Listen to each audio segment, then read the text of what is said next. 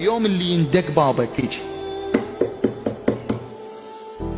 وتفتح الباب تشوف واحد لابس عمامة خضراء ويتبسم بوجهك ويقول لك عرفتني؟ تقول له ريحتك حلوة وعيونك بس ذكرني.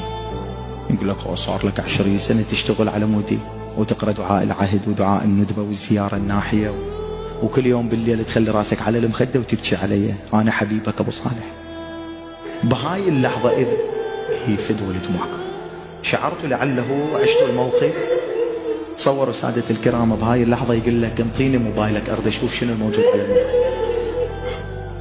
ديروا بالكم إذا يقول لك أريد أدخل لبيتك أشوف ثيابك، أريد أشوف، خذني وياك أريد أتعرف على أصدقائك، خذني وياك أريد أشوفك بالوظيفة شلون تشتغل، خذني وياك أريد أشوف أخلاقك بالشارع شلون، خذني وياك. يقول لك أريد أعيش وياك 24 ساعة. راح أجي اليوم أنا مهديك راح أعيش وياك 24 ساعة يومياتك. اليوم يومياتك راح أعيش وياك من 6 الصبح لثاني يوم 6 الصبح. عندك جرأة تقول له يقضي وياي يوم 24 ساعة؟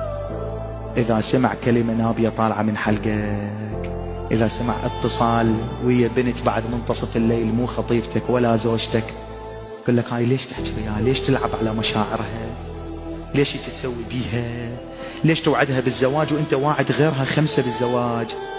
ليش تكذب على الناس؟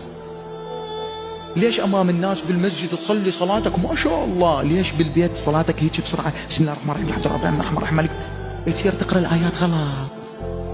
انت عندك الجرأة تعيش يومية لو يوم واحد مع الامام المهدي 24 ساعة، مع الامام المهدي 24 ساعة. هيك اذا عشنا مهدويين فعلا يظهر احنا الغايبين مو هو حاضر، احنا الغايبين.